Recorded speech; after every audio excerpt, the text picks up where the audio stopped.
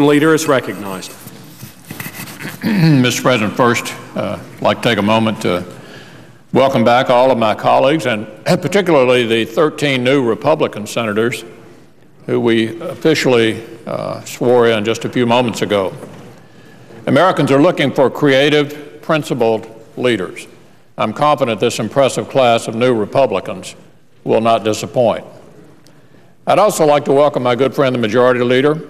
At a time when some people think the two parties in Washington can't even agree on the weather, I'll note that Senator Reid and I get along just fine. I expect it'll stay that way, and I look forward to working with him again throughout this Congress. The biggest changes today are, of course, happening across the Dome, and I'd like to welcome the many new Republican members of Congress who've come to Washington to change the way things are done around here. In this, they'll be led by a very talented and determined Ohioan, whom I now have the great honor of referring to as Speaker Boehner. I congratulate Speaker Boehner and the new Republican majority in the House, and I wish them great success in achieving the kinds of reforms and policies the last election was all about. Americans want lawmakers to cut Washington spending, tackle the debt, rein in the government, and to help create the right conditions for private sector job growth. They also want us to reform the way laws are made. They're looking to Republicans to provide an alternative to the kind of lawmaking we've seen too much of around here in the past few years. A vision that disregards the views of the public in favor of an elite few. A vision that tells people they can look at legislation after it's passed, that Washington knows best. In short, Americans are looking for an entirely different approach. The new Republican majority in the House has shown every sign that they've heard the public on all of this. And Senate Republicans join them in their efforts, conscious of the limitations and the opportunities that our minority status and the President's veto pen involve. We will press the majority to do the things the American people clearly want us to do. And we will insist in every possible way that the voices of our constituents are heard, realizing at the same time that the best solutions are forged through consensus, not through confrontation.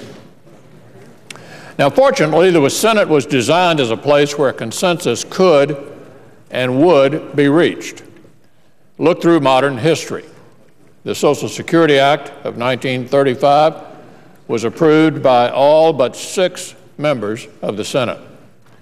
The Medicare and Medicaid Acts of 1965 were approved by all but 21. And all but 8 senators voted for the Americans with Disabilities Act 21 years ago this year. The lesson is clear. Americans believe that on issues of this importance, one party shouldn't be allowed to force its will on anyone else. And thanks to the Senate, it rarely has. And that's why a recent proposal to change the Senate's rules by some on the other side is such a bad idea. For 2 years, Americans have been telling us that they're tired of being shut out of the legislative process. They want to be heard. And the response they're now getting from some on the other side instead is a proposal to change the Senate rules so they can continue to do exactly what they want with fewer members than before. Instead of changing their behavior in response to the last election, they want to change the rules. Well, I would suggest that this is precisely the kind of approach a supermajority standard is meant to prevent. It exists to preserve the Senate's role as the one place where the voices of all of the people will, in the end, be heard. And as a result, it has helped ensure that most major agreements enjoy the broad support of the public and the stability that comes with it. Regrettably, the current majority has too often lost sight of this important truth.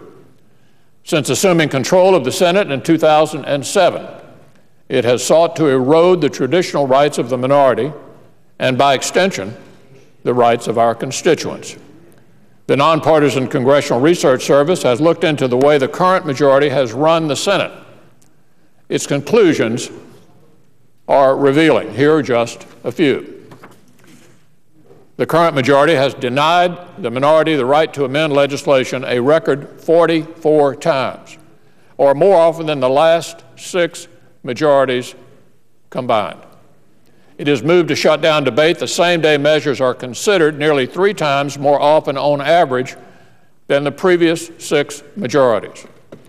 And its unprecedented denial of the rights of the minority to debate and amend on the floor is compounded by its practice of regularly bypassing Senate committees. All too often, the majority has chosen to write bills behind closed doors, depriving Americans of yet another opportunity to have a say in the legislative process. The current majority has set the record here as well, bypassing committees 43 times, or double the previous average. Now, the goal of all of this, of course, is to pass the most partisan legislation possible, while at the same time avoiding difficult votes. And to listen to the leaders of the Democratic Party over the past several months, they've had some success at it. The President, the former Speaker, the Majority Leader have all described this past Congress as the most successful in memory. And yet the most vocal elements of their party remain frustrated. They say the Senate is broken, even though the same people are describing it as the most successful in memory. Why? Why, their primary complaints appear to be these. The stimulus passed, but it wasn't big enough. The health care passed, but it didn't include the government plan. The Senate extended unemployment benefits and cut payroll taxes, but was blocked from raising taxes on small business owners in the process. In other words, the majority had been able to achieve most of what it wanted, but because it didn't achieve everything it wanted, some aren't happy. They're not happy that those Americans who have a different view of things actually had a say in how some of the legislation they've passed over the past 2 years turned out. Now, the impulse to change the rules is in some ways understandable. No one likes to take difficult votes. But that's nothing new. As the majority whip often says, if you don't like fighting fires, then don't become a fireman. And if you don't like casting votes, don't come to the Senate. Some have also suggested that one's view of the filibuster depends on where one sits. And it's true that when I was in the majority, I opposed filibustering judicial nominees. But I opposed doing so when I was in the minority as well. And I opposed doing so regardless of who was in the White House. In short, I was against expanding the use of the filibuster into an area in which it traditionally had not been used, period. One can agree with that view or not, but it's one thing to disagree with expanding the use of the filibuster into non-traditional areas, regardless of who is president and who is in the minority. It's another thing altogether to be in favor of expanding it when one is in the minority and then turn around and urge its elimination when one is in the majority. When it comes to preserving the right to extended debate on legislation, Republicans have been entirely consistent. What's being considered here is unprecedented. No Senate majority has ever, I'm going to say this twice, no Senate majority has ever changed the rules except by following those rules. That is, with the participation and the agreement of the minority. I'm going to say it one more time. No Senate majority has ever changed the rules except by following those rules. That is, with the participation and the agreement of the minority.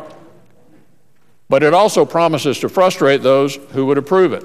First, it's stating the obvious that anything that passes in the Senate with a narrower majority than 60 is going nowhere, absolutely nowhere, in the newly Republican House. So any short-term gain ends halfway across the dome. Second, a change in the rules aimed at benefiting Democrats today could just as easily be used to benefit Republicans tomorrow. Do our friends across the aisle really want to create a situation where 2 or 4 or 6 years from now they suddenly find themselves completely powerless to prevent Republicans from overturning legislation they themselves have worked so hard to enact, particularly over the last 2 years? But the larger point is this. The founders crafted the Senate to be different. They crafted it to be deliberate, a thoughtful place, and changing the rules in the way that's been proposed would unalterably change the Senate itself. It will no longer be the place where the whole country is heard and has the ability to have its say, a place that encourages consensus and broad agreement. In short, it would make this place even less like the place Americans want it to be. So it's my hope that our friends on the other side will put aside their plans, respect the rules of the Senate, and more importantly, the voice of the people those rules are meant to protect. Then we can get about the business the people sent us here to do. Today is a day to renew our purpose and our commitment to bipartisanship, not to double down on a partisan approach that has too often marred lawmaking in Washington over the past 2 years. It is a day to look ahead to what we can achieve together, prompted by the urgings of an electorate that has made its views very clear, and united by a love for this institution and this nation. The problems we face are enormous, once-in-a-generation challenges that will require vision, hard work, and a commitment to work together to reach consensus. And the Senate is the place for that. At its best, it is a workshop where the nation's most difficult challenges are faced squarely and addressed with civility and goodwill. And at a time like our own, when 1 in 10 working Americans is looking for a job and can't find one, when the national debt threatens the American dream itself, when the solvency of the social safety net is threatened, we must come together. We must find a way to forget the petty skirmishes of the past and forge a new, more hopeful path. We must be motivated by a determination to seek solutions, not mere partisan advantages. Americans are looking for Republicans to address the problems we face, but Republicans cannot solve them alone. The problems are too big, too demanding for one party. And we will never succeed in solving them if we retreat to our corners until another election comes around. If our predecessors had done that, they would have never solved anything at all.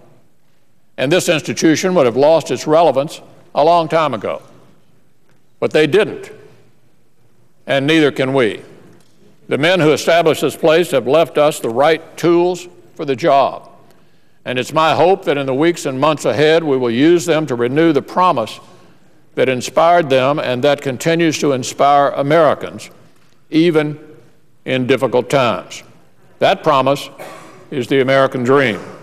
It's what unites everyone in this chamber. Preserving it must be our common task. Mr. President, I yield the floor. Mr. President.